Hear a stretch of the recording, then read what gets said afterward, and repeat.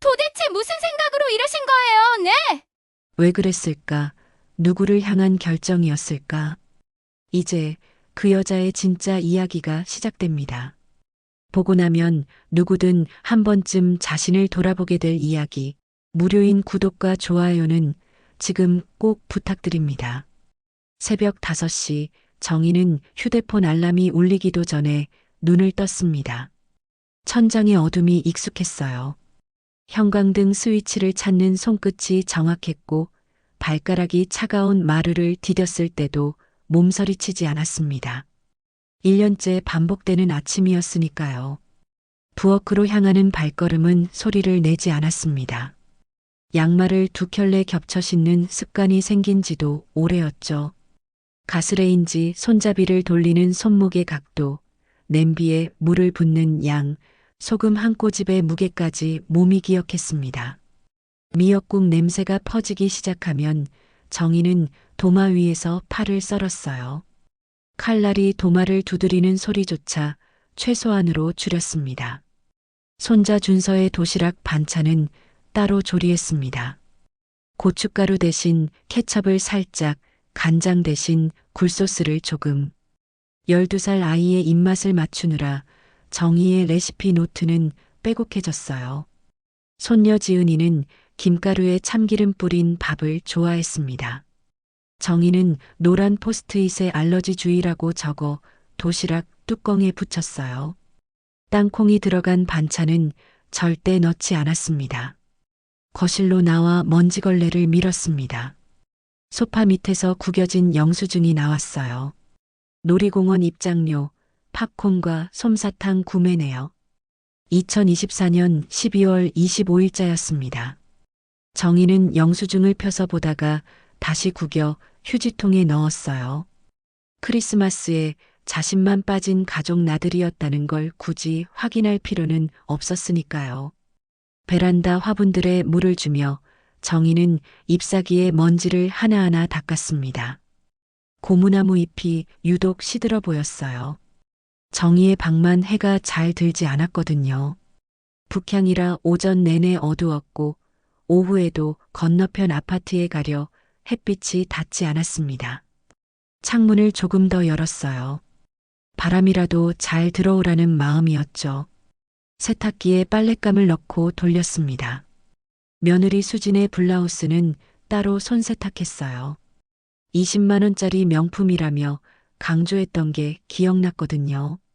빨래를 널면서 정희는 허리를 한번 매만졌습니다. 찌릿한 통증이 엉덩이까지 내려왔어요. 어제보다 통증이 오래갔습니다. 그래도 빨래 집게를 하나씩 집어 빨래를 고정시켰어요. 바람에 날려 떨어지면 다시 빨아야 했으니까요.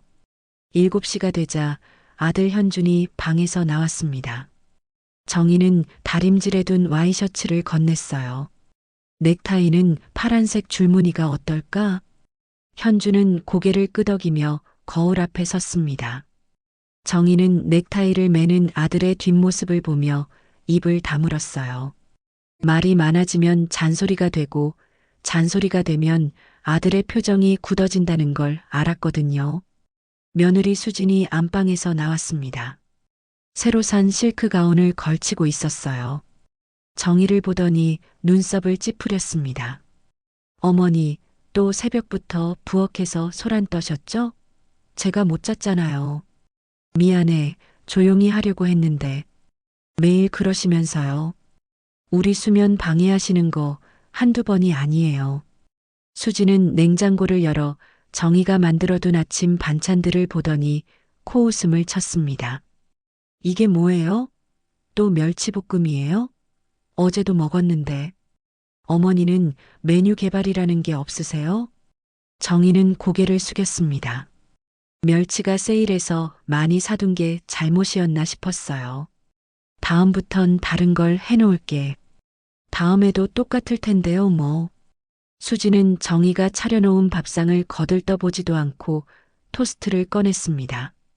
현준도 커피만 마시며 휴대폰을 봤어요. 정희가 2시간 넘게 준비한 아침상은 아무도 거들떠보지 않았습니다. 아, 그리고 어머니. 수진이 립스틱을 바르며 말했습니다. 오늘 제 친구들 오는 거 아시죠? 어머니는 방에 계세요. 나오시면 안 돼요. 친구들이 불편해한다니까요. 알았어. 그리고 청소 제대로 하셨어요? 저번에 먼지 남아 있어서 친구들한테 창피했잖아요. 시어머니랑 사는 집은 역시 관리가 안 된다고 뒷말 들었어요. 정희의 가슴이 철렁 내려앉았습니다. 어제 밤늦게까지 청소를 했는데도 부족했나 봐요. 다시 한번 닦을게. 당연히 다시 닦으셔야죠. 그리고 어머니 파스 냄새 정말 심해요. 집안 전체가 노인네 냄새로 찌들었어요. 제 옷에도 밴다니까요. 명품 옷이 다 망가져요. 수지는 가방을 들고 현관으로 향했습니다. 돌아서며 마지막으로 한마디를 던졌어요. 그리고 어머니, 세탁기 돌리는 시간 좀 조절하세요. 새벽에 덜컹거리는 소리 때문에 매일 잠 깨요. 제가 수면제 먹는 거 아세요? 다 어머니 때문이에요. 문이 쾅 닫혔습니다. 정희는 식탁 앞에 홀로 서 있었어요. 차가워진 된장찌개, 식은 계란말이, 아무도 먹지 않은 멸치볶음. 정희는 떨리는 손으로 젓가락을 들었습니다. 혼자 밥을 먹었어요.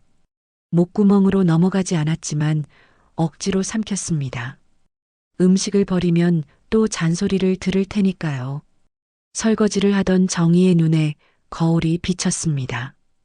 구부정한 어깨, 깊게 패인 주름, 생기 없는 눈동자.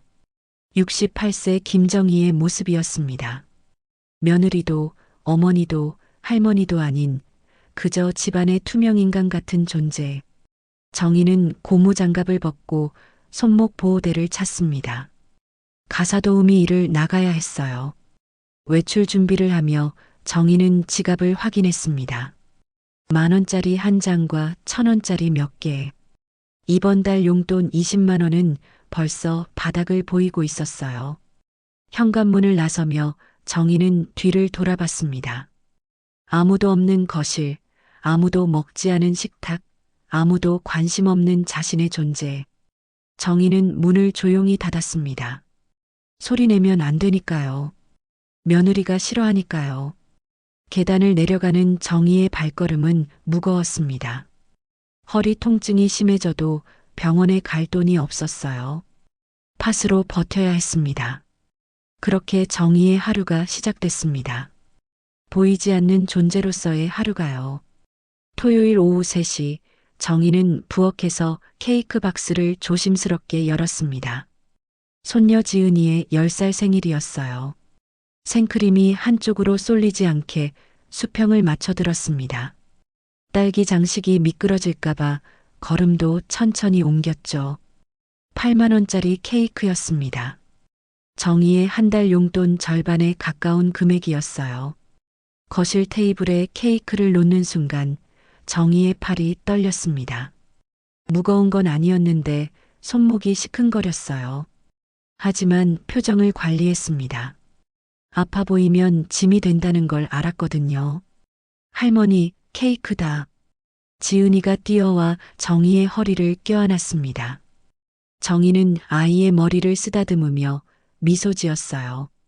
우리 지은이 생일 축하해. 할머니가 산 거예요?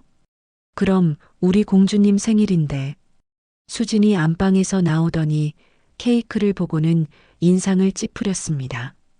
어머니, 이거 어디서 사셨어요? 동네 케이크 집에서.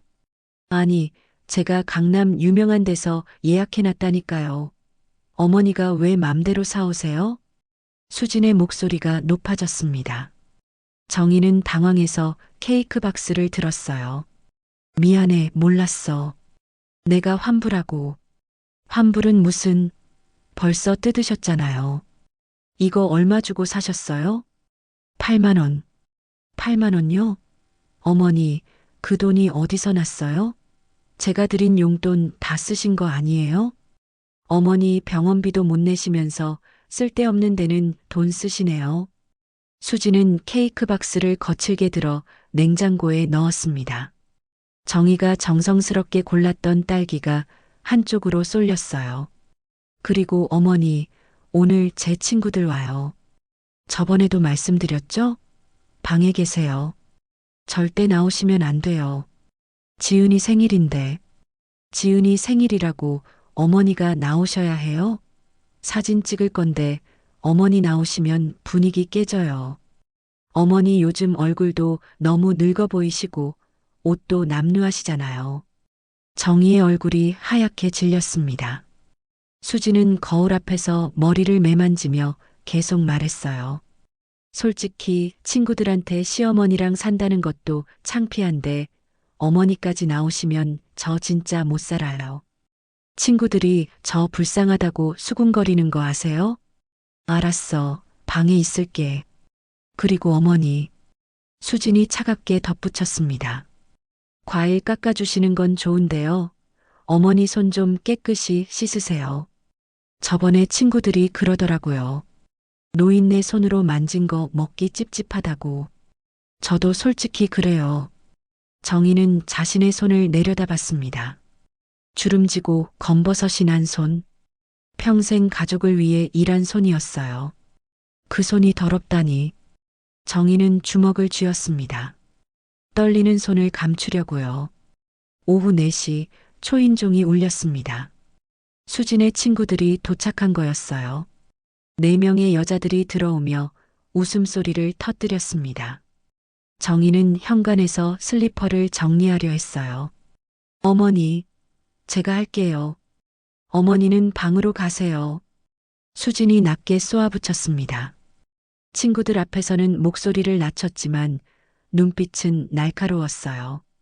정희는 고개를 숙이고 복도로 물러났습니다. 어머님이세요? 친구 중 한 명이 정희를 보며 물었어요. 네, 안녕하세요. 정희가 인사하려는 순간 수진이 정희의 팔을 잡아 끌었습니다. 어머니, 빨리 들어가세요. 복도 끝으로 끌려가며 정희는 친구들의 표정을 봤습니다. 동정 어린 눈빛들이었어요. 정희는 그 시선이 더 수치스러웠습니다. 방문을 닫자마자 거실에서 소곤거리는 소리가 들렸어요. 언니 힘들겠다. 시어머니랑 같이 살면. 상상도 못해. 나 같으면 못 살아. 수진이가 착하긴 해. 나였으면 진작 요양원 보냈을걸. 정희는 문에 등을 기대고 주저앉았습니다. 무릎이 꺾였어요. 가슴이 터질 것 같았습니다. 요양원. 그 단어가 귀에 박혔어요. 거실에서 웃음소리가 터졌습니다.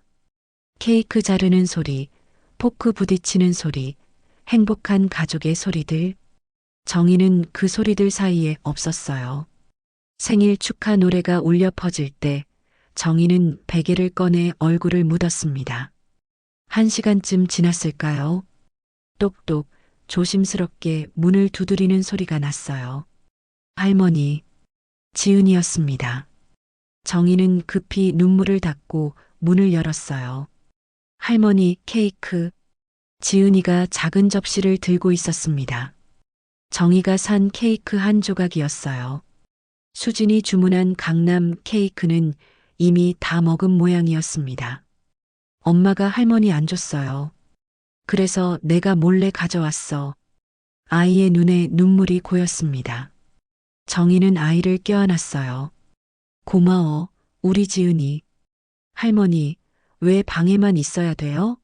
할머니도 같이 놀면 안 돼요? 정희는 대답할 수 없었습니다.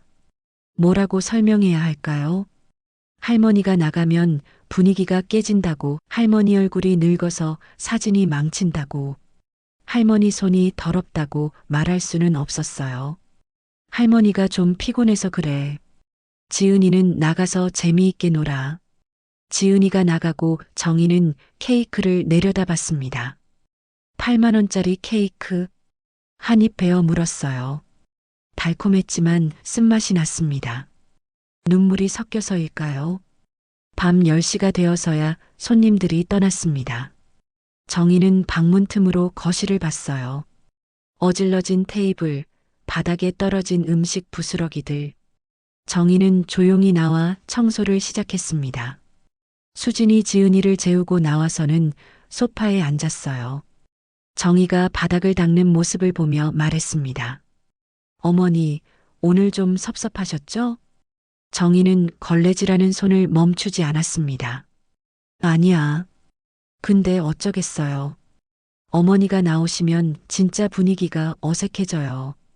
제 친구들도 불편하고. 이해해 주세요. 이해. 수지는 늘 이해를 요구했습니다. 하지만 정의를 이해한 적은 한 번도 없었어요. 그리고 어머니, 오늘 친구들이 저한테 그러는 거예요. 효부상 줘야 한다고. 시어머니 모시고 사는 게 얼마나 힘든데 제가 잘 참는다고요. 정의의 손이 멈췄습니다. 효부상? 자신을 참아야 할 대상으로 만든 며느리가 효부상을 받는다고요.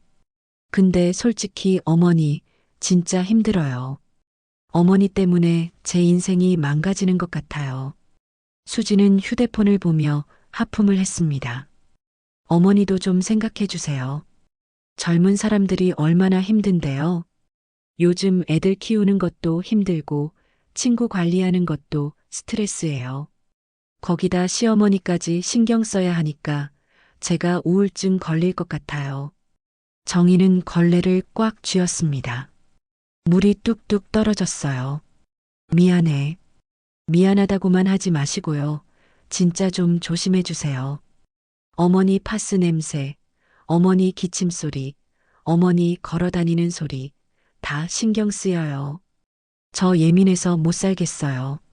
수지는 일어나며 마지막으로 말했습니다. 아, 그리고 어머니. 다음부턴 제 허락 없이 케이크 같은 거 사오지 마세요. 어머니 센스가 없으셔서 맨날 이상한 거만 사오시잖아요. 돈만 낭비하고. 안방 문이 닫혔습니다. 정희는 거실 한가운데 무릎을 꿇고 앉아 있었어요. 손에 든 걸레에서 물이 계속 떨어졌습니다. 바닥에 물웅덩이가 생겼죠. 정희는 천천히 고개를 들었습니다. 벽에 걸린 가족 사진이 보였어요. 행복하게 웃고 있는 4명의 가족. 정희는 그 사진 속에 없었습니다. 사진을 찍던 날 정희는 카메라를 들고 있었거든요. 정희는 걸레를 빨았습니다. 물이 새까맣게 변했어요. 마치 정희의 마음 같았습니다. 청소를 마치고 자기 방으로 돌아왔습니다. 침대에 앉아 거울을 봤어요. 늙은 얼굴, 남루한 옷차림, 더러운 손. 수진이 말한 것들이 전부 보였습니다. 정희는 거울을 돌려놨어요. 더 이상 자신을 보고 싶지 않았습니다. 서랍에서 통장을 꺼냈습니다. 잔액 15만 원. 케이크가 8만 원을 쓰고 남은 돈이었어요. 이번 달은 어떻게 버텨야 할까요? 정희는 통장을 접어 깊숙이 넣었습니다. 벽시계가 자정을 알렸습니다.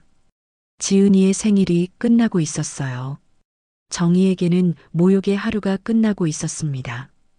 베개에 얼굴을 묻었어요. 소리내서 울 수는 없었습니다. 며느리가 예민해서 잠을 못 잔다고 했으니까요. 정희는 이불을 뒤집어 썼습니다. 그 안에서 조용히, 아주 조용히 울었어요. 68년을 살아왔지만 오늘처럼 초라하고 비참했던 날은 없었습니다. 손녀의 생일날 정희는 완전히 지워진 존재가 되어 있었습니다. 월요일 오전 9시 정희는 동네 정형외과 대기실에 앉아 있었습니다. 번호표를 쥔 손이 떨렸어요. 37번. 앞에 아직 15명이 남아 있었죠. 허리 통증이 일주일째 계속되고 있었습니다. 오늘 아침엔 양말을 신다가 뜨끔했어요. 숨이 막힐 정도였죠. 간호사의 부름에 정희는 진료실로 들어갔습니다. 의사는 엑스레이 사진을 보며 미간을 찌푸렸어요. 더 이상 미루면 안 됩니다. 디스크가 신경을 심하게 누르고 있어요. 입원비 포함해서 300만 원 정도 예상하시면 됩니다. 정희의 얼굴이 창백해졌어요. 300만 원. 통장에 있는 돈 전부를 합쳐도 2천만 원 남짓이었습니다. 그건 정희가 평생 모은 전부였어요. 의사가 내민 입원 동의서의 보호자란을 보며 정희는 펜을 멈췄습니다. 현준의 이름을 적어야 하는데 손이 떨렸어요. 집으로 돌아오는 길 정희는 무거운 발걸음을 옮겼습니다. 현관문을 열자 수진의 목소리가 들렸어요. 전화 통화 중이었습니다. 언니 진짜 힘들어. 시어머니가 또 병원 갔다 왔대. 맨날 어디 아프다고 병원만 가시는 거 있지. 돈은 누가 대는데? 수술? 에이, 그럴 리 없어. 그냥 관심 받고 싶어서 꾸며내시는 거 아니야? 솔직히 꾀병 같아. 정희의 가슴이 철렁 내려앉았습니다. 꾀병? 견딜 수 없는 통증을 꾀병이라고 했어요. 정희는 조용히 신발을 벗었습니다. 소리 내지 않으려고 조심했어요. 수술비가 300만 원이래. 미쳤지? 그 돈이면 우리 제주도 여행 몇 번 가는데. 솔직히 시어머니한테 그런 돈 쓰고 싶지 않아. 요양원 보내는 게 나아. 거기서 알아서 치료받으라고 해야지. 정희는 복도에 서서 떨고 있었습니다. 수진의 목소리는 계속 이어졌어요. 시어머니 재산도 있을 텐데. 그것도 나중에 우리 거잖아. 그걸 지금 수술비로 다 날리면 우리만 손해야. 진짜 요양원 알아봐야겠어. 정희는 천천히 자기 방으로 들어갔습니다. 문을 닫는 순간 다리에 힘이 풀렸어요. 침대에 주저앉았습니다. 허리 통증보다 마음이 더 아팠어요. 1시간쯤 지났을까요? 현준이 퇴근해서 들어왔습니다. 정희는 용기를 내서 거실로 나갔어요. 현준아, 잠깐 얘기 좀. 병원에서 수진이 안방 문을 열고 나왔습니다. 정희의 손을 노려봤어요. 어머니, 남편한테서 손 떼세요. 또 병원 가셨어요? 이번 달에만 벌써 몇 번째예요? 설마 수술비 대달라고 하시는 건 아니시죠? 수진은 현준을 돌아봤습니다. 여보, 말 좀 해봐요. 어머니가 또 돈 달래요. 현준이 난처한 표정으로 입을 열었습니다. 어머니, 수술이 꼭 필요한 거예요? 지금 우리 형편이 그렇게 넉넉하지 않아서요. 정희의 입술이 떨렸습니다. 알았다고 미루면 된다고 말하려는 순간 수진이 팔짱을 끼고 차갑게 말했습니다. 어머니, 솔직히 말씀드릴게요. 어머니 통장에 돈 있으시잖아요. 그걸 왜 안 쓰세요? 어머니 재산 어차피 우리 거 되는 거잖아요. 지금 쓰나 나중에 쓰나 마찬가지예요. 수지는 주방 서랍에서 뭔가를 꺼내 정희 앞에 던졌어요. 요양원 브로슈어였습니다. 어머니, 이거 보세요. 요양병원이에요. 여기는 수술도 해주고 재활치료도 해줘요. 어머니, 거기 가시면 되잖아요. 솔직히 우리 집에 계셔봤자 불편하기만 하시잖아요. 정희는 브로슈어를 집어들었습니다. 손이 너무 떨려서 글씨가 제대로 보이지 않았어요. 수지는 안방으로 들어가며 문을 쾅 닫았습니다. 현주는 미안하다는 말도 없이 아내를 따라 들어갔어요. 정희는 거실에 홀로 남았습니다. 브로슈어를 펼쳤습니다. 실버 케어하우스, 품격 있는 노후를 위한 선택.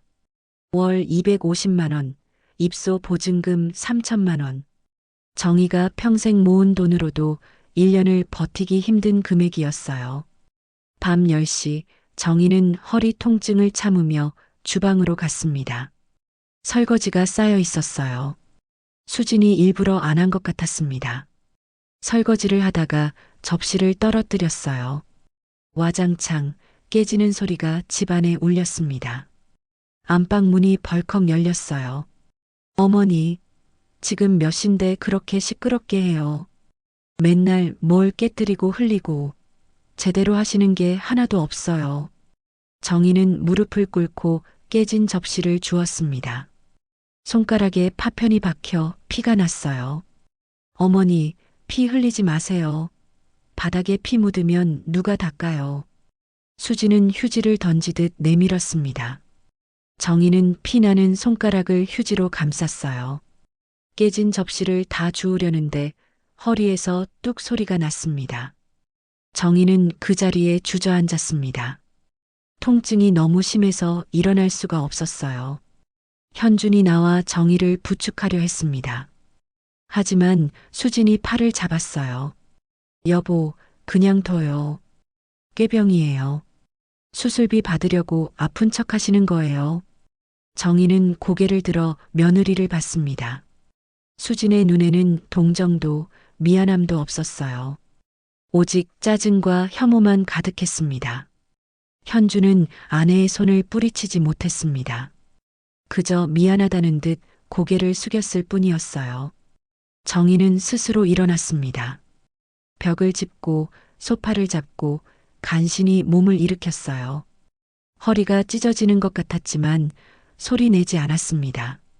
비틀거리며 자기 방으로 들어갔어요. 침대에 쓰러져 누웠습니다. 천장이 빙빙 돌았어요. 손가락에서 흐르는 피가 이불에 묻었습니다. 밤새 정희는 잠들지 못했습니다. 허리 통증보다 마음의 통증이 더 심했어요. 꾀병이라는 말, 돈이 아깝다는 말, 요양원에 가라는 말. 그 말들이 칼처럼 가슴을 찔렀습니다. 새벽 4시 정희는 일어나 서랍을 열었습니다. 통장을 꺼내 잔액을 확인했어요. 2,080만 원. 수술비를 내고 나면 1,700만 원 남습니다. 요양원 입소 보증금도 안 되는 돈이었어요. 정희는 통장을 가슴에 꼭 안았습니다. 이게 68년 인생의 전부였어요. 벽에 기대 앉아 요양원 브로슈어를 다시 펼쳤습니다. 웃고 있는 노인들의 얼굴이 조롱하는 것 같았어요. 정희는 브로슈어를 구겼다가 다시 펼쳤습니다. 구길 힘조차 제대로 없었어요. 밖에서 새벽 신문 배달 소리가 들렸습니다. 새로운 날이 밝고 있었어요. 하지만 정희에게는 더 어두운 날이었습니다. 병든 몸, 모욕당한 마음, 쫓겨날 위기. 아무도 정희의 통증을 믿지 않았고 아무도 정희의 존재를 원하지 않았습니다. 화요일 아침 정희는 새벽 5시에 일어나 평소처럼 아침 준비를 했습니다. 허리 통증이 심했지만 참았어요. 파스를 2장 겹쳐 붙이고 진통제를 삼켰습니다. 미역국을 끓이고 계란말이를 부치고 도시락을 쌌습니다. 정희의 손은 익숙하게 움직였지만 마음은 무거웠어요. 7시 수진이 안방에서 나왔습니다. 머리를 풀어헤친 채 짜증스러운 표정이었어요. 정희가 차려놓은 식탁을 힐끗 보더니 코웃음을 쳤습니다. 어머니, 이게 뭐예요? 또 미역국이에요? 지은이가 좋아해서. 지은이는 어제도 먹었어요. 어머니는 맨날 똑같은 것만 해요. 메뉴 좀 다양하게 하시면 안 돼요? 수지는 냉장고를 열어 우유를 꺼내 마셨습니다. 정희가 아침 준비하느라 2시간을 들인 음식은 쳐다보지도 않았어요. 그리고 어머니, 어제 설거지 제대로 안 하셨죠? 그릇에 기름기 남아있던데요. 다시 씻어주세요. 지금 당장요. 정희는 말없이 고개를 끄덕였습니다. 수지는 거실 소파에 앉아 휴대폰을 보며 계속 말을 이었어요. 아, 그리고 오늘 청소 좀 제대로 해주세요. 특히 화장실이요. 어머니가 쓰시는지 냄새가 나요. 노인네 냄새요. 방향제 뿌려도 소용없어요. 정희의 얼굴이 붉어졌습니다. 노인네 냄새. 자신의 존재 자체가 불쾌한 냄새라는 뜻이었어요. 현준이 나와 넥타이를 매며 정희에게 말했습니다. 어머니, 오늘 회사에 일찍 가야 해서요. 제 구두 좀 닦아주세요. 알았어. 정희는 현관으로 가서 구두약을 꺼냈습니다. 무릎을 꿇고 아들의 구두를 닦았어요. 허리가 욱신거렸지만 소리 내지 않았습니다. 옆에서 수진이 내려다보며 말했습니다. 제 구두도요. 어제 산 거예요. 200만 원짜리니까 조심해서 닦으세요. 정희는 며느리의 구두를 들었습니다. 광이 나는 명품 구두였어요.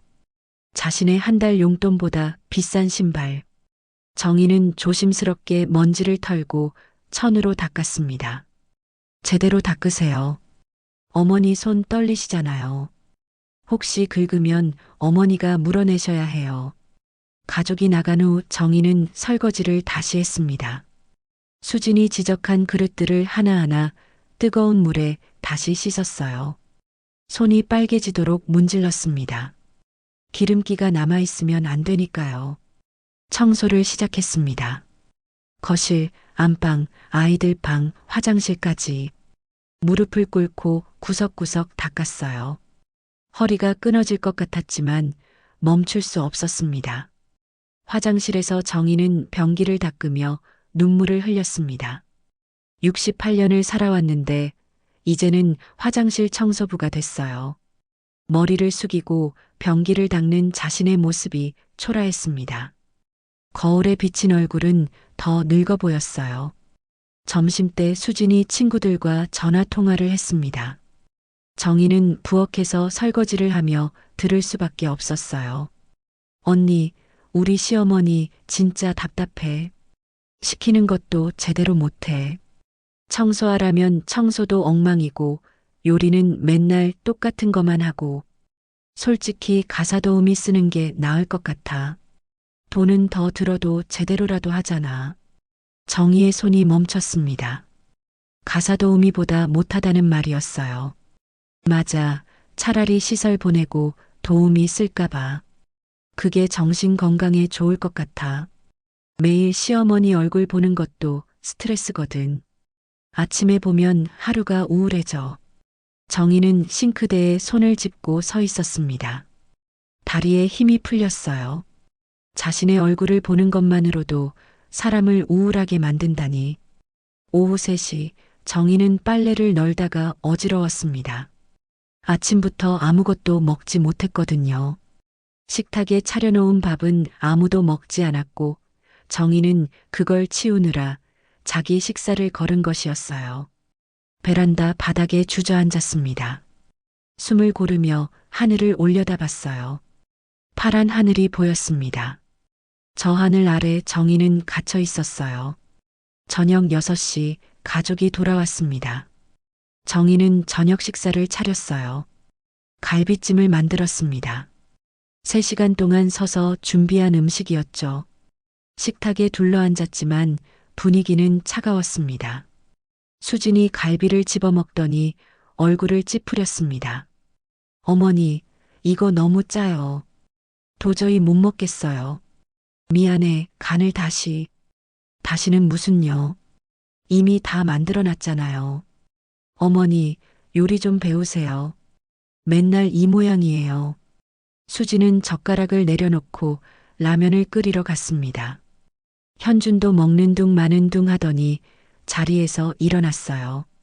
아이들만 맛있다며 먹었습니다. 정희는 혼자 남은 갈비찜을 바라봤어요. 3시간의 노동이 무용지물이 됐습니다. 설거지를 하는데 수진이 다가와 팔짱을 끼고 말했습니다. 어머니, 솔직히 말씀드릴게요. 어머니 여기 계시는 게 우리한테 도움이 안 돼요. 집안일도 제대로 못하시고 돈만 들고 공간만 차지하시잖아요. 정희는 설거지하던 손을 멈췄습니다. 우리 집 평수가 넓은 것도 아닌데 어머니 방 때문에 애들이 불편해요. 준서 혼자 방 쓰고 싶다는데 어머니 때문에 못 주잖아요. 수지는 계속 말을 이었습니다. 그리고 어머니, 밥도 따로 드세요. 우리랑 같이 먹으니까 분위기 이상해요. 어머니 드시는 거 보면 입맛 떨어져요. 정희의 입술이 떨렸습니다. 함께 밥을 먹는 것조차 거부당하는 순간이었어요. 알았어. 그리고 설거지 하실 때 장갑 끼세요.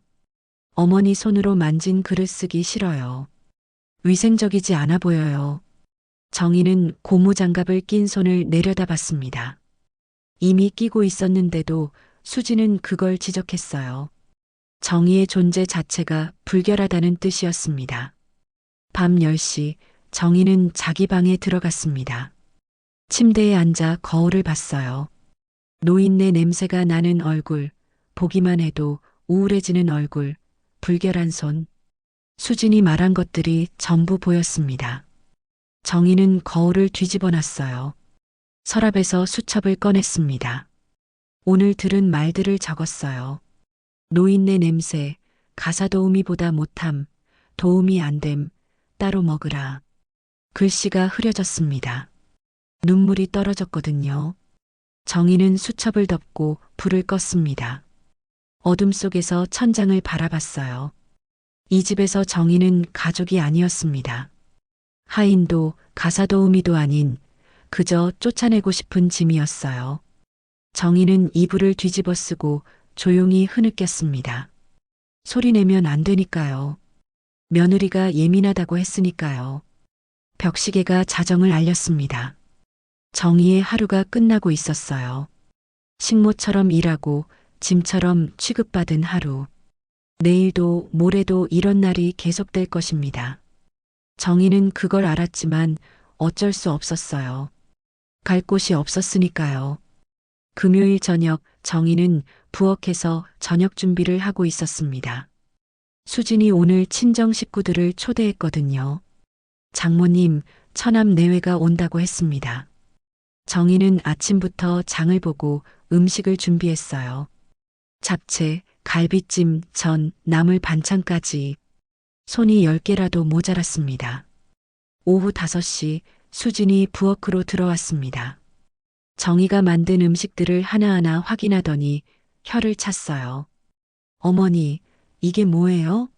잡채가 이렇게 질척해요? 우리 엄마 오시는데 이런 걸 어떻게 내나요? 다시 해볼게. 다시는 무슨요? 시간 없어요. 그냥 어머니는 방에 계세요. 음식은 제가 다시 만들게요. 수지는 정희가 만든 잡채를 쓰레기통에 버렸습니다. 정희가 3시간 동안 준비한 음식이었어요. 정희의 손이 떨렸지만 아무 말도 할 수 없었습니다. 그리고 어머니, 우리 친정 식구들 오면 절대 나오시면 안 돼요. 알겠죠? 지은이 할머니인데. 그러니까요. 우리 엄마가 진짜 할머니예요. 어머니는 그냥 없는 사람처럼 계세요. 수지는 앞치마를 두르며 부엌을 차지했습니다. 정희는 자기 방으로 들어갔어요. 문을 닫는 순간 눈물이 쏟아졌습니다. 없는 사람. 정희는 이제 존재조차 지워져야 했습니다. 오후 6시 초인종이 울렸습니다. 수진의 친정 식구들이 도착한 거였어요. 현관에서 반갑게 인사하는 소리가 들렸습니다. 정희는 방문 틈으로 살짝 내다봤어요. 수진의 어머니가 손녀들을 껴안고 있었습니다.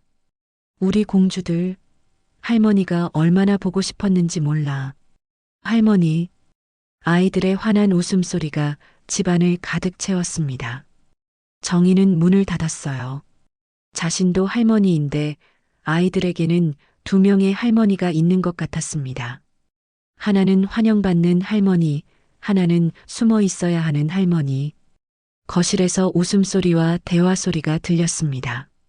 정희는 침대에 앉아 그 소리들을 들었어요. 배가 고팠습니다. 아침부터 음식을 만드느라 정작 자신은 아무것도 먹지 못했거든요. 하지만 부엌에 나갈 수 없었습니다. 없는 사람이어야 했으니까요. 1시간쯤 지났을까요? 노크 소리가 났습니다. 지은이었어요. 할머니, 밥 먹어야지. 제가 몰래 가져왔어요. 아이가 작은 접시를 들고 있었습니다. 과일 몇 조각이 전부였어요. 정희는 아이를 껴안았습니다. 고마워, 우리 지은이. 근데 너 빨리 나가. 엄마가 알면 혼나. 할머니도 같이 나와서 먹으면 안 돼요? 정희는 고개를 저었습니다. 뭐라고 설명해야 할지 몰랐어요. 지은이가 나간 후 정희는 과일을 먹었습니다. 단맛이 났지만 쓴맛도 함께 느껴졌어요. 이게 정희의 저녁 식사 전부였습니다. 밤 9시가 넘어서야 손님들이 돌아갔습니다. 정희는 방에서 나와 거실을 봤어요. 음식 찌꺼기, 그릇들, 쓰레기가 여기저기 널려 있었습니다. 수지는 소파에 앉아 휴대폰을 보고 있었어요. 어머니, 이거 치워주세요. 저 피곤해요. 정희는 말없이 치우기 시작했습니다. 무릎을 꿇고 바닥을 닦고 그릇을 설거지했어요. 허리가 아파서 눈물이 날 것 같았지만 참았습니다. 수진이 다가와서 말했습니다. 어머니, 우리 엄마가 그러시는데요. 요즘 노인 전용 아파트 좋은 곳 많대요. 거기 가시면 어머니 또래분들 많으시고 프로그램도 있고 어머니한테 딱이에요. 나는 우리도 사실 힘들어요. 어머니 눈치 보면서 사는 것도 스트레스고 솔직히 어머니 때문에 우리 부부 싸움도 많아졌어요. 수지는 휴대폰을 들어 뭔가를 보여줬습니다. 시니어 아파트 광고였어요. 여기요. 한 달에 150만 원이면 돼요. 어머니 연금이랑 저축으로 충분하잖아요. 다음 주에 같이 가볼래요? 정희는 휴대폰 화면을 봤습니다. 깨끗한 시설, 웃고 있는 노인들. 하지만 정희에게는 감옥처럼 보였어요. 생각해 볼게. 생각은 무슨요? 빨리 결정하세요. 저희도 계획이 있어요. 어머니 방을 준서 방으로 쓰려고요. 수지는 안방으로 들어갔습니다. 정희는 걸레를 쥔 채 그 자리에 서 있었어요. 쫓겨나는 것이었습니다. 정확하게, 명확하게. 설거지를 마치고 정희는 베란다로 나갔습니다.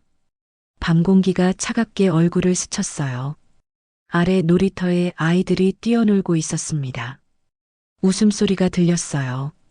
정희는 그 소리를 들으며 생각했습니다. 나는 언제부터 이렇게 됐을까?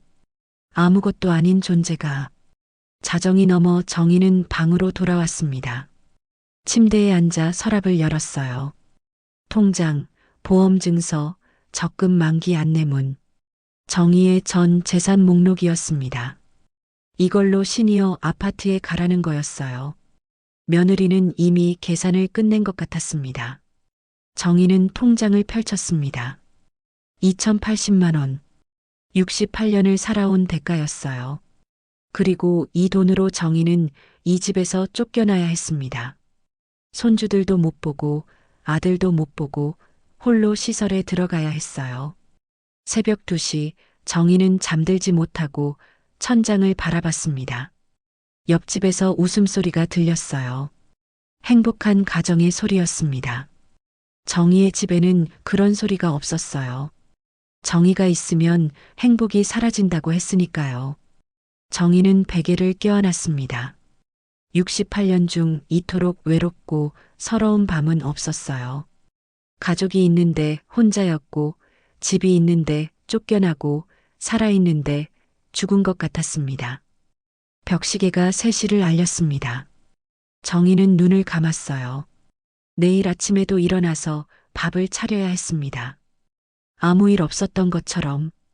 하지만 정희는 알았어요. 더 이상은 버틸 수 없다는 걸. 마지막이 다가오고 있다는 걸. 정희는 이불 속에서 작게 중얼거렸습니다.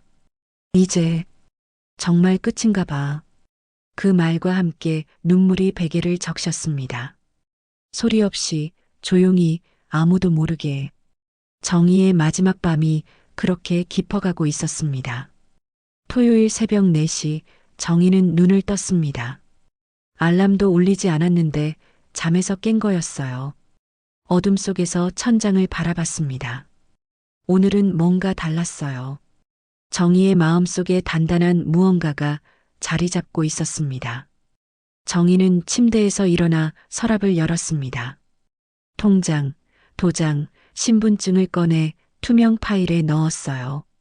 그리고 작은 수첩을 펼쳐 적기 시작했습니다. 해야 할 일 제목 아래 차근차근 적어 내려갔습니다. 부동산 방문, 은행 업무, 새집 알아보기.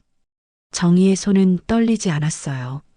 아침 8시 정희는 평소처럼 아침을 차렸습니다. 하지만 마음가짐은 달랐어요.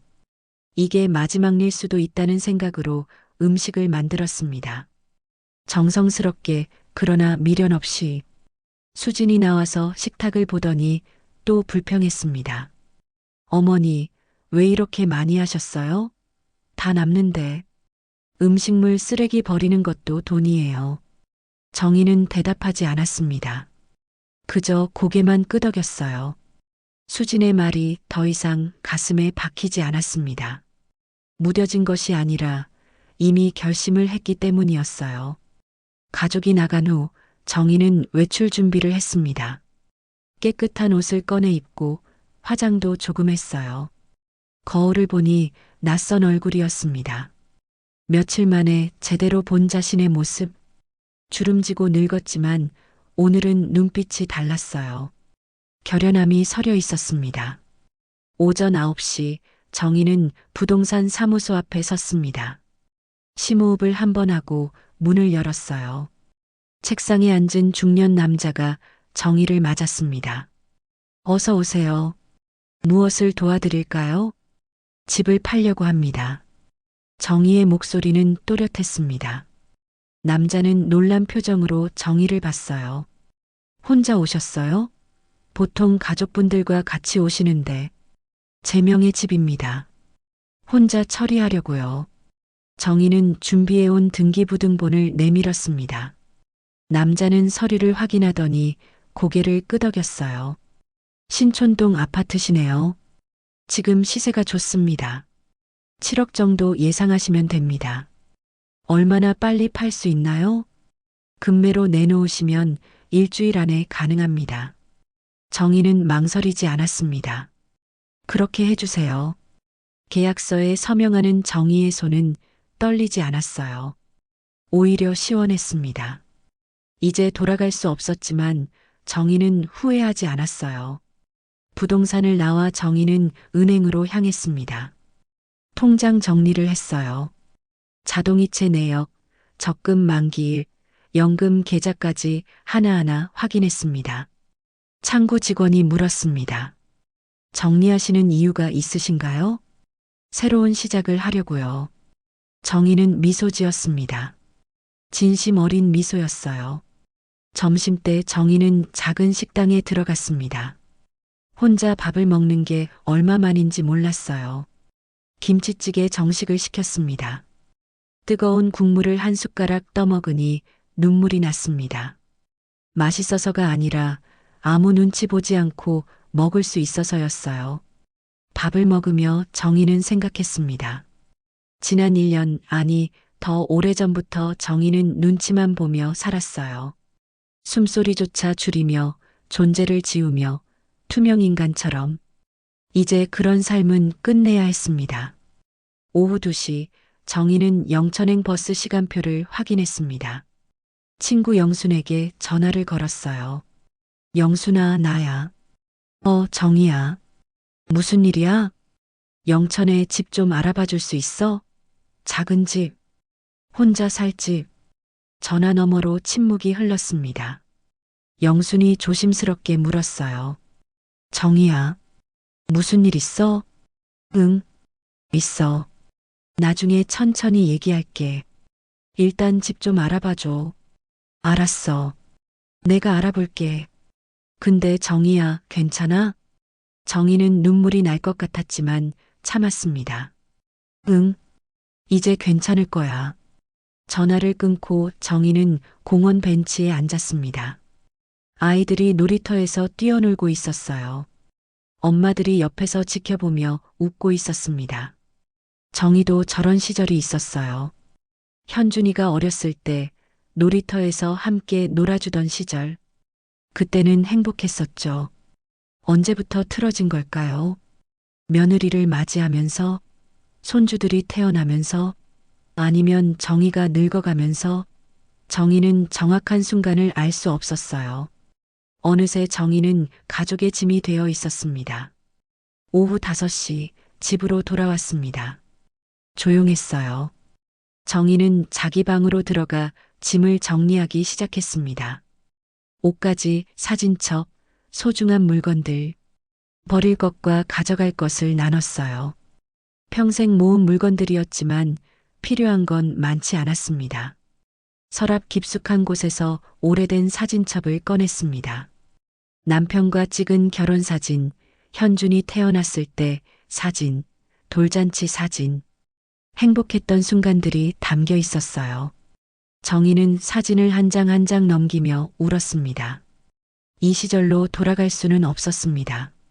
저녁 7시 현준이 먼저 들어왔습니다. 정희는 평소처럼 저녁을 차렸어요. 하지만 마음속으로는 작별을 준비하고 있었습니다. 어머니, 오늘 무슨 일 있으셨어요? 현준이 물었습니다. 정희가 평소와 조금 달라 보였나 봐요. 아니, 별일 없어. 얼굴이 좀 밝아 보이세요. 정희는 웃었습니다. 진짜 웃음이었어요. 그래. 수진이 들어오며 가방을 소파에 던졌습니다. 어머니, 내일 우리 친구들 온대요. 또 방에 계셔야 해요. 아시죠? 알았어. 정희의 대답은 담담했습니다. 수지는 뭔가 이상하다는 듯 정희를 쳐다봤어요. 하지만 곧 휴대폰을 보며 관심을 끊었습니다. 밤 10시 정희는 일기장을 꺼냈습니다. 마지막 페이지를 펼쳐 적었어요. 오늘 나는 결심했다. 더 이상 이렇게 살지 않기로. 나도 존엄한 사람이다. 나도 행복할 자격이 있다. 늦었지만 너무 늦지는 않았다. 글씨가 흔들렸지만 마음은 단단했습니다. 정희는 일기장을 덮고 불을 껐어요. 내일부터 구체적인 계획을 실행할 것입니다. 집을 팔고 새 집을 구하고 이곳을 떠나는 것. 정희는 어둠 속에서 미소 지었습니다. 두려웠지만 동시에 설렜어요. 68년 만에 처음으로 자신을 위한 선택을 하는 것이었습니다. 정희는 눈을 감았습니다. 내일이 기다려졌어요. 수요일 저녁 현준이 거실에서 큰 소리로 통화하고 있었습니다. 제주도요? 좋죠. 이번 주말 괜찮습니다. 가족들이랑 같이 가겠습니다. 수진이 안방에서 뛰어나왔습니다. 얼굴에 기쁨이 가득했어요. 여보, 제주도 숙소는 내가 알아볼게. 오션뷰로 잡자. 애들도 좋아할 거야. 정희는 부엌에서 설거지를 하며 그 대화를 들었습니다. 가족여행이라는 말에 가슴이 철렁했어요. 하지만 곧 예상한 대로였습니다. 수진이 부엌으로 왔습니다. 어머니, 저희 이번 주말에 제주도 가요. 금요일 저녁 출발해서 일요일 밤에 들어올 거예요. 그래, 잘 다녀와. 어머니는 집 지키고 계세요. 혹시 모르니까 밖에 나가지 마시고요. 집에 뭐 생기면 어머니 책임이에요. 정희는 고개를 끄덕였습니다. 수지는 이어서 말했어요. 그리고 어머니, 냉장고에 김치 좀 더 담가주세요. 여행 갔다 와서 먹을 게 없을 것 같아서요. 반찬도 미리 만들어 놓으시고요. 알았어. 제대로 해 놓으세요. 저번엔 김치가 너무 짜서 다 버렸잖아요. 이번엔 신경 써서 담그세요. 수지는 휴대폰을 보며 신이 나서 숙소를 검색했습니다.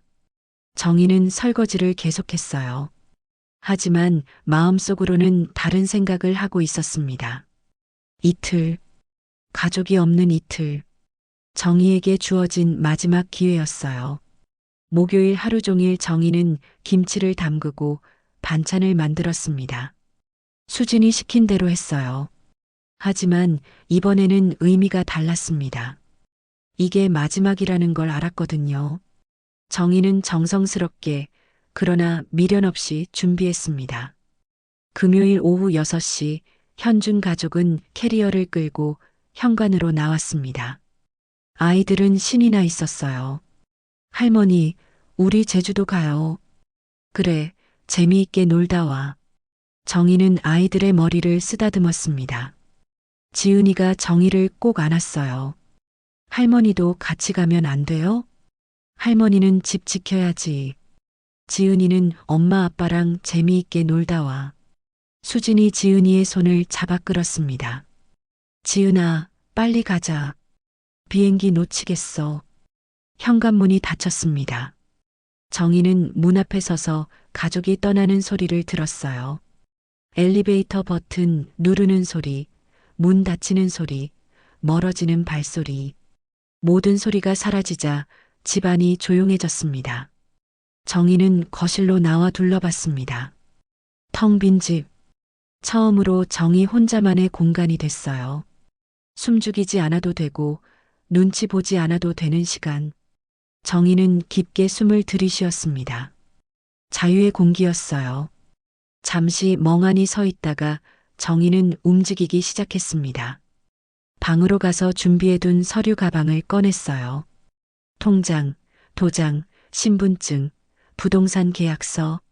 내일 아침부터 본격적으로 실행할 계획들이었습니다.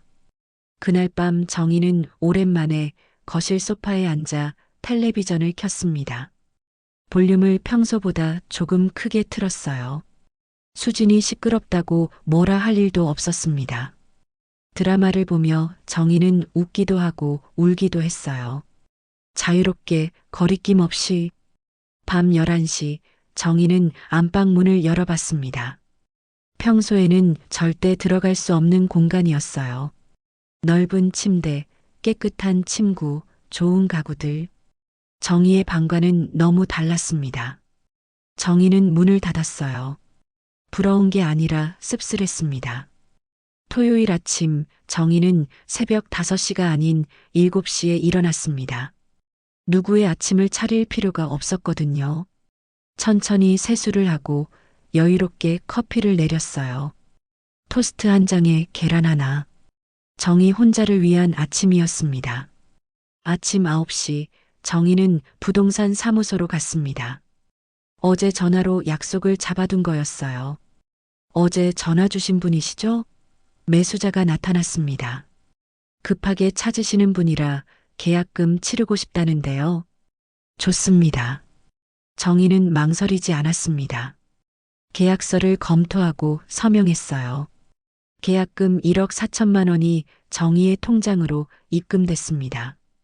휴대폰에 문자가 왔을 때 정희의 손이 떨렸어요. 기쁨인지 두려움인지 알 수 없는 떨림이었습니다. 잔금일은 다음 주 수요일입니다. 그때까지 명도하셔야 해요. 알겠습니다. 부동산을 나온 정희는 은행으로 갔습니다. 계약금을 정리하고 새 통장을 만들었어요. 이제 정희에게는 3천만 원이 넘는 돈이 있었습니다. 평생 만져본 적 없는 큰 돈이었어요. 점심때 정희는 영순에게 전화했습니다. 영순아, 집 알아봤어? 응, 있어. 영천에 괜찮은 집 하나 있는데 오늘 보러 갈래? 갈게. 몇 시에 만날까? 2시에 영천역에서 보자. 정희는 영천행 기차표를 끊었습니다. 편도가 아닌 왕복으로. 아직 확실하지 않았지만 마음은 이미 결정되어 있었어요.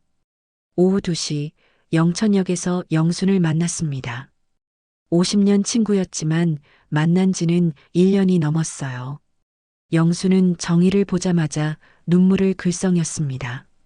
정희야, 많이 힘들었구나. 응. 두 사람은 포옹했습니다. 정희는 그제야 울음이 터졌어요. 영순의 품에서 한참을 울었습니다. 괜찮아. 이제 괜찮을 거야. 영순이 정희의 등을 토닥였습니다. 정희는 눈물을 닦고 고개를 들었어요. 집 보러 가자. 영천의 작은 집은 마을 끝자리에 있었습니다. 낮은 담장, 작은 마당, 텃밭이 있었어요. 집은 오래됐지만 깨끗하게 관리되어 있었습니다. 여기요. 월세 20만 원에 보증금 500만 원이에요. 부동산 직원이 설명했습니다. 정희는 집 안을 천천히 둘러봤어요. 작은 거실, 작은 방 하나, 부엌. 서울집의 절반도 안 되는 크기였습니다. 하지만 햇빛이 잘 들었어요. 남현이었거든요. 마음에 드세요? 네. 정희는 창밖을 봤습니다.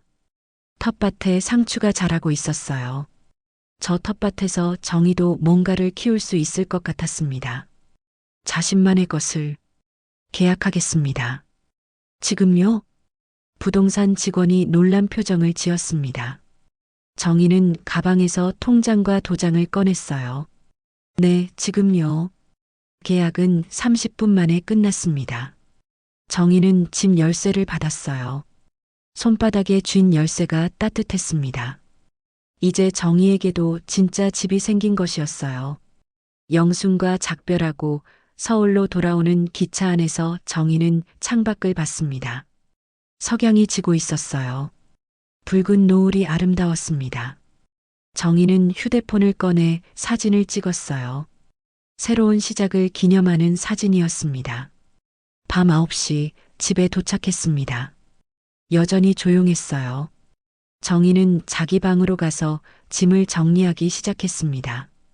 가져갈 옷, 버릴 옷, 기부할 옷. 하나하나 분류했어요. 생각보다 가져갈 게 많지 않았습니다. 서랍 깊은 곳에서 현준이 어렸을 때 사진이 나왔습니다. 돌잔치 사진이었어요. 정희는 한참 사진을 들여다봤습니다. 그때는 행복했었죠. 정희는 사진을 챙겨 넣었어요. 미련이 아니라 추억으로. 자정이 넘어 정희는 거실 소파에 누워 천장을 봤습니다. 이틀 동안 정희는 많은 것을 해냈어요. 집을 팔고 새 집을 구하고 짐을 정리하고 이제 남은 건 가족에게 말하는 것뿐이었습니다. 두렵지 않냐고 물으면 거짓말이었어요. 두려웠습니다. 하지만 지금 이 순간이 더 두려웠습니다. 투명 인간처럼 사는 것, 존재를 지우며 사는 것. 그게 더 무서웠어요. 정희는 눈을 감았습니다. 내일 저녁이면 가족이 돌아올 것입니다. 그리고 정희는 말할 것입니다. 집을 팔았다고, 떠날 것이라고. 폭풍이 몰아칠 것이 분명했어요. 하지만 정희는 준비가 되어 있었습니다. 68년 만에 처음으로 자신을 위한 선택을 했습니다. 이제 그 선택을 지켜낼 차례였어요. 정희는 잠들었습니다. 혼자 남은 이틀 밤 중 마지막 밤이었습니다. 일요일 오후 5시 정희는 부엌에서 저녁 준비를 하고 있었습니다. 가족이 제주도에서 돌아오는 날이었어요. 정희는 된장찌개를 끓이고 반찬을 차렸습니다. 평소와 똑같은 모습이었지만 마음은 달랐어요. 이게 이 집에서 차리는 마지막 밥상일지도 몰랐습니다. 식탁 한쪽에 서류 봉투를 놓았습니다. 등기부등본 사본, 매매계약서, 잔금 일정표. 오늘 저녁 식사 후에 가족에게 보여줄 것들이었어요. 정희의 손이 떨렸지만 서류를 다시 봉투에 넣었습니다. 심호흡을 한 번 했어요. 이제 곧 폭풍이 몰아칠 것이었습니다. 6시 반 현관문이 열렸습니다. 캐리어 바퀴 소리와 함께 가족이 들어왔어요. 지은이가 제일 먼저 뛰어왔습니다. 정희는 아이를 꼭 안았어요. 준서도 신나서 제주도 이야기를 늘어놓았습니다. 정희는 아이들의 이야기를 들으며 웃었어요. 하지만 마음 한구석은 무거웠습니다. 이 아이들과도 이제 자주 못 보겠구나. 수진이 피곤한 표정으로 소파에 앉았습니다. 어머니, 여행 가니까 정말 좋더라고요. 집에서 벗어나니까 숨통이 트이는 것 같아요. 그 말에는 여러 의미가 담겨 있었습니다. 정의가 없는 집이 편했다는 뜻이었어요. 정의는 담담하게 받아들였습니다. 밥 차렸어. 씻고 나와서 먹자. 어머니, 우리 비행기에서 먹었어요. 배불러요. 수지는 휴대폰을 보며 무심하게 말했습니다. 현준도 고개를 끄덕였어요. 정희가 2시간 동안 준비한 저녁은 또다시 외면당했습니다. 하지만 이번에는 달랐어요. 정희는 서운해하지 않았습니다. 오히려 마음이 편했어요. 이제 곧 이런 일도 없을 테니까요. 준서와 지은이만 식탁에 앉았습니다. 정희는 아이들에게 밥을 퍼주며 조용히 관찰했어요. 아이들의 웃는 얼굴, 밥 먹는 모습, 이 순간들을 기억하고 싶었습니다. 저녁 8시 아이들이 방으로 들어간 후 정희는 거실로 나왔습니다. 현주는 서재에서 노트북을 보고 있었고 수지는 소파에서 텔레비전을 보고 있었어요. 정희는 부엌에서 서류 봉투를 가져왔습니다. 손에 힘을 주고 꽉 쥐었어요. 이제 말할 시간이었습니다. 현주나 수진아, 잠깐 나와 볼래? 정희의 목소리는 평소보다 단단했습니다. 수진이 짜증스럽게 대꾸했어요. 왜요? 지금 피곤한데. 정희는 식탁 위에 서류를 꺼내 놓았습니다. 현준이 서재에서 나왔어요. 식탁에 놓인 서류를 보더니 표정이 굳었습니다. 수진도 소파에서 일어나 다가왔어요. 서류를 집어들더니 눈이 커졌습니다. 이게 매매 계약서예요? 그래. 집 팔았어. 정희의 대답은 간결했습니다. 수진이 서류를 넘기며 소리쳤어요. 어머니, 이게 무슨 짓이에요? 저희한테 한마디 상의도 없이요? 너희도 요양원 알아볼 때 내게 상의했니? 정희는 브로슈어를 꺼내 식탁에 놓았습니다. 그날 수진이 던졌던 요양원 브로슈어였어요. 수진과 현준이 움찔했습니다. 정희는 계속 말을 이었어요. 나도 그냥 실행한 거야.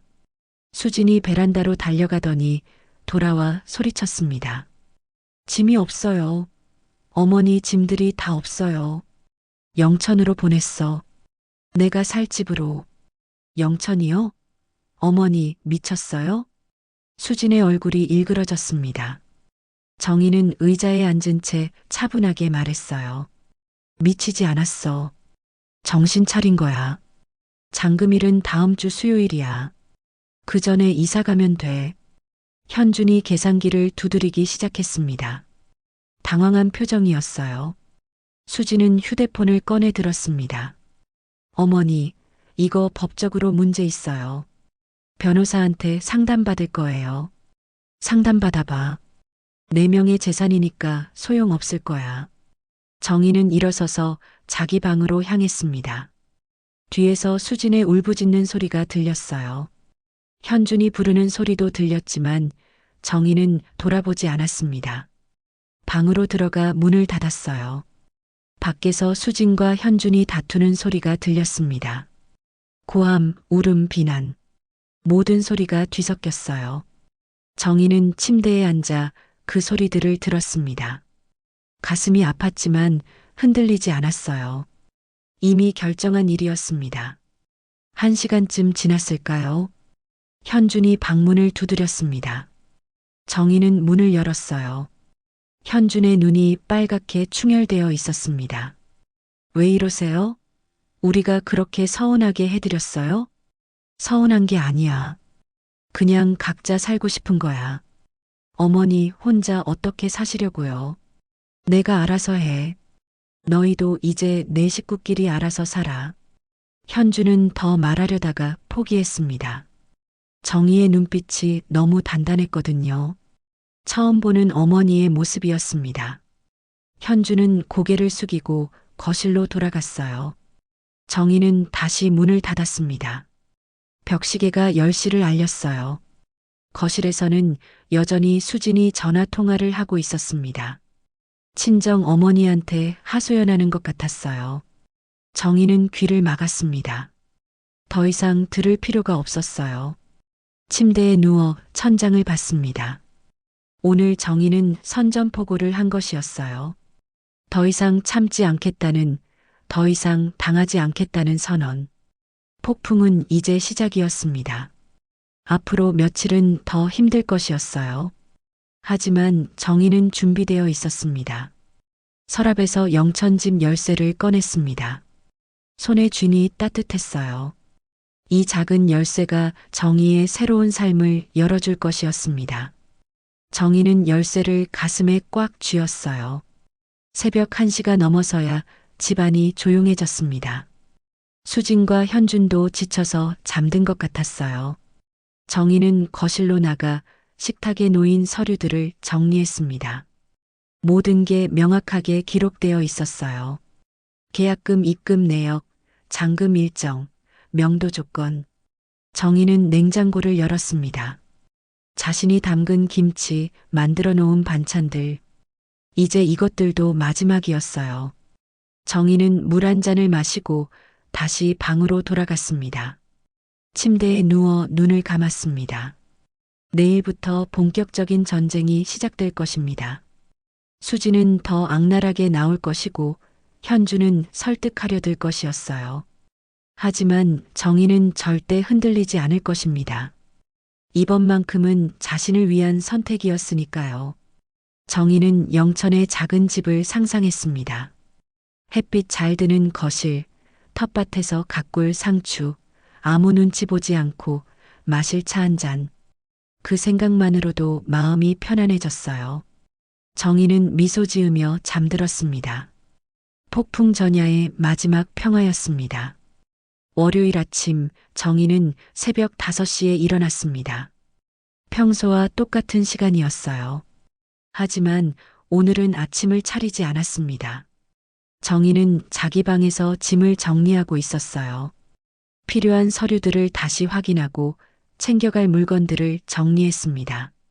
7시가 되자 수진이 방에서 나왔습니다. 부엌으로 갔다가 되돌아왔어요. 식탁에 아무것도 차려져 있지 않았거든요. 어머니, 아침은요? 정희가 방문을 열고 나왔습니다. 오늘부터 각자 차려 먹어.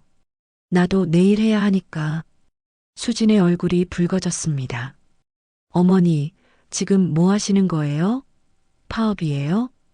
파업 아니야. 그냥 내 삶 사는 거야. 정희는 담담하게 말하고 현관으로 향했습니다. 외출 준비를 하는 정희를 보며 수진이 소리쳤어요. 어디 가세요? 은행. 왜요? 내일이니까 상관마. 정희는 신발을 신고 문을 열었습니다. 뒤에서 수진이 뭐라고 소리쳤지만 듣지 않았어요. 엘리베이터를 타고 내려가는 정희의 표정은 평온했습니다. 은행에서 정희는 계좌를 정리했습니다. 새 통장을 만들고 자동이체를 모두 해지했어요. 이 집과 관련된 모든 금융 거래를 끊는 작업이었습니다. 창구 직원이 조심스럽게 물었어요. 정리를 많이 하시네요. 이사 가시나 봐요? 네, 새로운 곳으로요. 정희는 미소 지었습니다. 진심 어린 미소였어요. 점심때 집으로 돌아오니 거실에 수진과 친정어머니가 앉아 있었습니다. 정희를 보자마자 수진의 어머니가 일어났어요. 사돈댁, 이게 무슨 짓이에요? 갑자기 집을 팔다니. 정희는 신발을 벗으며 조용히 대답했습니다.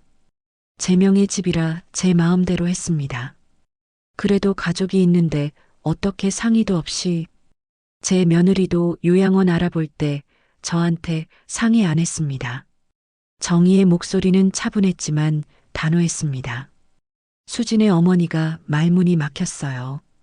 수진이 옆에서 울먹였습니다. 엄마 봐요. 시어머니가 우릴 길바닥에 내쫓으려고 해요. 사돈댁, 우리 수진이가 뭘 그렇게 잘못했다고 이러세요? 수진의 어머니가 따졌습니다. 정희는 가방을 내려놓고 거실로 걸어갔어요. 며느리가 저한테 뭐라고 했는지 아세요? 노인네 냄새 난다고, 보기만 해도 우울해진다고, 손이 더럽다고 했습니다. 그래도 잘못이 없나요? 수진의 얼굴이 하얗게 질렸습니다. 어머니 앞에서 그런 말을 한 게 들통난 것이었어요. 수진아, 그게 사실이야? 엄마, 그게. 수진이 말을 더듬었습니다. 정희는 계속 말을 이었어요. 식모처럼 부리고 투명인간 취급하고 밥도 따로 먹으라고 했습니다. 제가 왜 여기 있어야 하나요? 정희의 목소리는 떨리지 않았습니다. 오히려 또렷했어요. 수진의 어머니는 딸을 노려보다가 한숨을 쉬었습니다. 그래도 사돈댁, 이건 너무하시는 거 아닙니까? 제가 너무한 게 아니라 살아남은 겁니다. 정희는 자기 방으로 들어갔습니다. 문을 닫는 순간 밖에서 수진이 우는 소리가 들렸어요. 어머니한테 혼나는 소리도 들렸습니다. 하지만 정희는 개의치 않았어요. 저녁 무렵 현준이 일찍 퇴근했습니다. 수진이 급하게 전화를 건 것 같았어요. 현준은 정희의 방문을 두드렸습니다. 어머니, 얘기 좀 합시다. 정희는 문을 열었습니다. 현준의 얼굴에는 피곤함이 가득했어요. 어머니, 제발 다시 생각해 주세요. 계약 취소할 수 있잖아요. 취소 안 해. 이미 결정했어. 그럼 우린 어떡하라고요? 현준의 목소리가 높아졌습니다. 정희는 처음으로 아들을 똑바로 쳐다봤어요.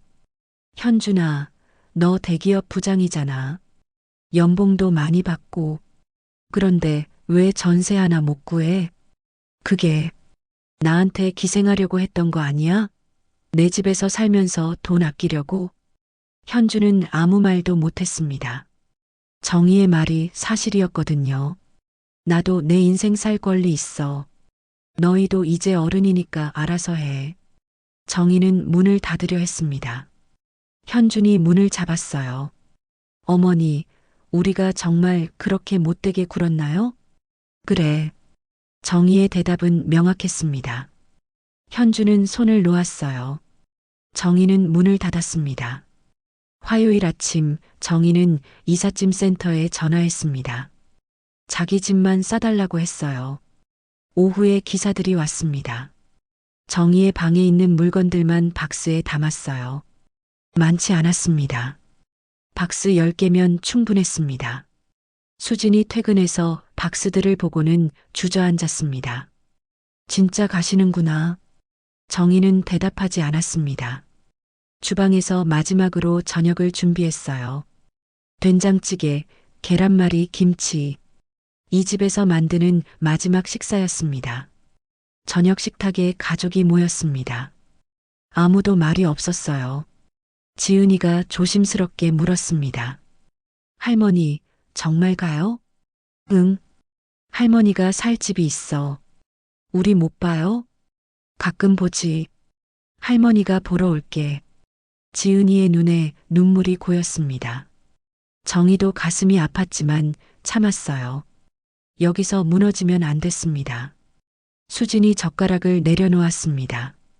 어머니, 마지막으로 묻겠습니다. 정말 안 되겠어요? 안 돼. 어머니가 우릴 미워하시는구나. 미워하는 게 아니야. 그냥 나도 사람으로 살고 싶은 거야. 정희는 밥을 다 먹고 일어났습니다. 설거지를 마지막으로 했어요. 그릇을 하나하나 닦으며 이 집에서의 시간들을 떠올렸습니다. 행복했던 때도 있었어요. 하지만 더 이상은 아니었습니다. 밤 10시 정희는 짐을 다시 확인했습니다. 내일 아침 영천으로 떠날 것입니다. 통장, 도장, 신분증, 옷까지 사진첩. 68년 인생이 박스 10개에 담겼어요. 현준이 마지막으로 방문을 두드렸습니다. 어머니, 미안해요. 이제 알았구나. 너무 늦었나요? 정희는 문을 열었습니다. 현준의 눈가가 붉었어요. 늦진 않았어. 근데 나는 이미 결정했어. 현준아, 잘 살아라. 수진이한테도 잘하고. 어머니, 그리고 아이들 잘 키워. 할머니처럼 늙어서 구박받지 않게. 현주는 고개를 숙였습니다. 정희는 아들의 어깨를 한번 두드렸어요. 그리고 문을 닫았습니다. 이제 정말 끝이었습니다. 새벽 4시 정희는 잠들지 못하고 마지막으로 집안을 둘러봤습니다. 30년을 산 집, 많은 추억이 있는 곳. 하지만 이제는 감옥 같았던 곳. 정희는 현관문 손잡이를 쓰다듬었어요. 작별 인사였습니다. 내일 아침이면 정희는 이 집을 떠날 것입니다. 영천의 작은 집으로, 자유로운 삶으로. 정희는 마지막으로 침대에 누웠습니다. 눈을 감으니 영천의 햇살이 보이는 것 같았어요. 정희는 미소 지으며 잠들었습니다. 수요일 새벽 5시 정희는 알람 없이 눈을 떴습니다. 마지막 날 아침이었어요. 옷을 갈아입고 머리를 빗었습니다. 거울을 보니 표정이 달라져 있었어요. 지친 얼굴이 아니라 결연한 얼굴이었습니다. 가방을 들고 방문을 열었습니다. 거실은 조용했어요. 아직 아무도 일어나지 않았습니다. 정희는 부엌으로 가서 마지막으로 아침을 차렸어요. 된장찌개, 계란말이, 김치, 늘 해오던 것들이었습니다. 하지만 오늘은 마음이 달랐어요. 의무가 아니라 작별의 선물이었습니다. 식탁 위에 편지 한 장을 놓았습니다. 어젯밤 쓴 것이었어요. 길지 않았습니다. 잘 살아라. 나도 내 삶을 살겠다. 가끔 연락할게. 그게 전부였습니다. 7시 이삿짐 차가 도착했습니다. 기사들이 박스를 나르기 시작했어요. 소음에 현준과 수진이 깼습니다. 안방 문이 열리고 두 사람이 나왔어요. 정희는 현관에서 신발을 신고 있었습니다. 어머니, 정말 가시는 거예요? 수진의 목소리가 떨렸습니다. 정희는 고개를 끄덕였어요. 그래, 잘 지내. 어머니, 현준이 다가왔지만 정희는 손을 들어 막았습니다. 그만해. 이미 결정했어. 내 인생은 내가 사는 거야. 정희는 현관문을 열었습니다. 뒤돌아보지 않으려 했지만 마지막으로 집안을 한번 봤어요.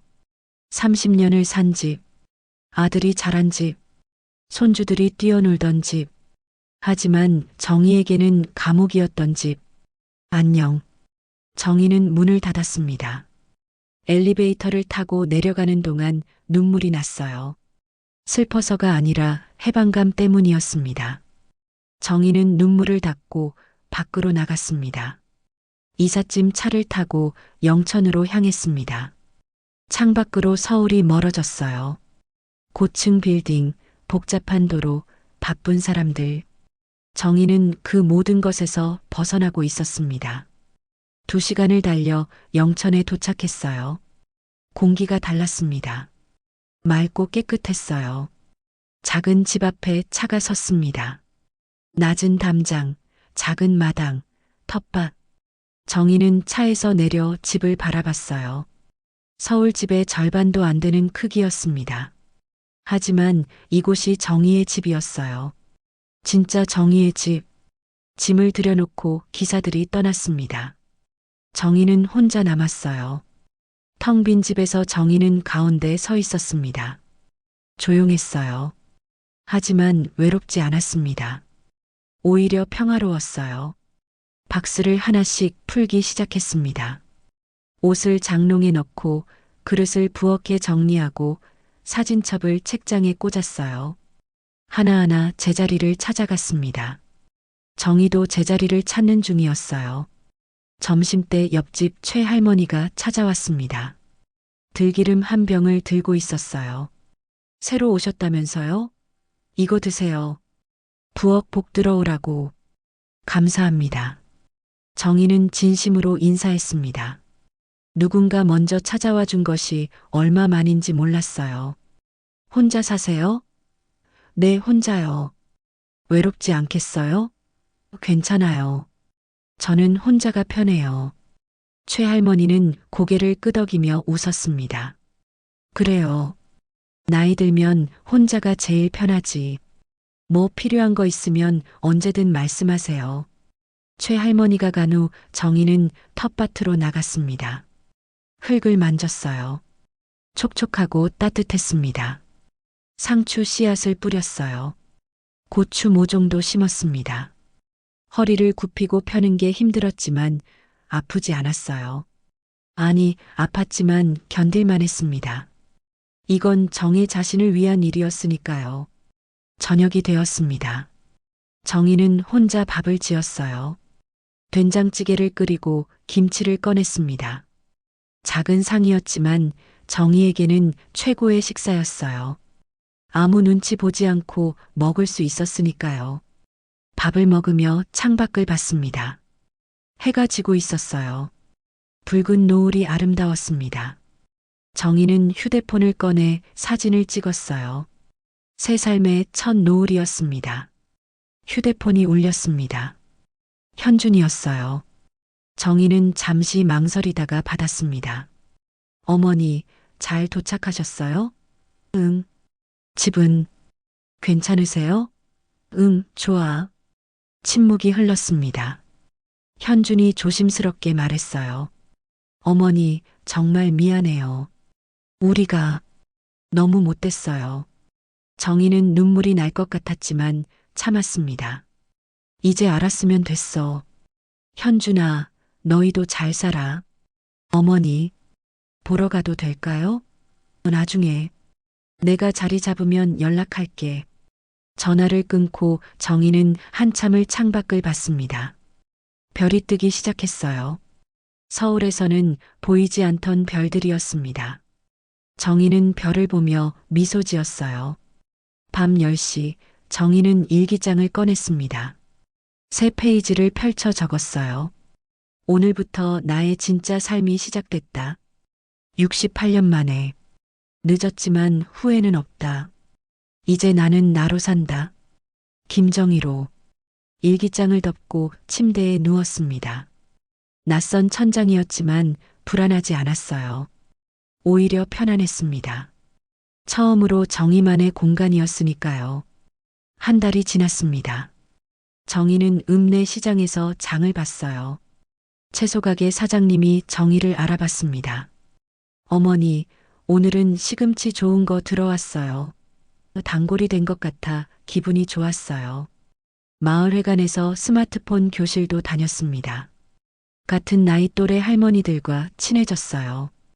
외롭지 않았습니다. 텃밭에 상추가 자라기 시작했습니다. 파릇파릇한 잎이 올라왔어요. 정희는 매일 아침 텃밭을 돌봤습니다. 물을 주고 잡초를 뽑고 말을 걸었어요. 상추에게, 고추에게, 토마토에게, 그리고 자기 자신에게도. 2달 후 정희는 작은 식당을 열었습니다. 정인의 밥상이라는 간판을 달았어요. 메뉴는 된장찌개 정식, 김치찌개 정식, 점심때만 장사했습니다. 첫 손님은 최할머니였어요. 맛있네. 서울서 요리 배웠나? 그냥 살다 보니 늘었어요. 정희는 겸손하게 웃었지만 뿌듯했습니다. 손님들이 하나둘 늘어났어요. 맛있다는 소문이 퍼졌습니다. 석 달 후 어느 일요일 현준 가족이 찾아왔습니다. 아이들이 텃밭을 보고 신기해했어요. 할머니, 이거 할머니가 키운 거예요? 그럼 상추 따가려면 따. 지은이가 조심스럽게 상추를 땄습니다. 수진이 어색하게 말했어요. 어머니, 건강해 보이세요. 응, 여기 공기가 좋아서. 점심은 정희가 차렸습니다. 된장찌개, 계란말이, 텃밭에서 딴 상추. 평범한 밥상이었지만 분위기는 달랐어요. 더 이상 눈치 보는 사람이 없었거든요. 엄마 밥이 최고야. 현준이 밥을 먹으며 말했습니다. 정희는 고개를 끄덕였어요. 이제야 아니? 해질 무렵 가족은 서울로 돌아갔습니다. 정희는 대문 앞에서 손을 흔들었어요. 차가 사라질 때까지 지켜봤지만 서운하지 않았습니다. 다음 달에 또 올 테니까요. 저녁이 되자 정희는 마루에 앉아 하늘을 봤습니다. 별이 총총했어요. 정희는 작게 중얼거렸습니다. 이정희 잘 살고 있어. 68에 시작한 새 삶. 늦었지만 후회 없는 삶. 정희는 마침내 자기 자신으로 돌아왔습니다. 누구의 엄마도 며느리도 할머니도 아닌 오롯이 이정희로. 그리고 그것으로 충분했습니다. 정희는 평화로운 미소를 지으며 별을 세기 시작했습니다. 하나, 둘, 셋. 별처럼 빛나는 정희의 새로운 날들이 이어질 것입니다. 여러분의 이야기를 비추는 달빛 사연이었습니다. 끝까지 함께 해주셔서 진심으로 고맙습니다. 구독과 좋아요는 사랑입니다.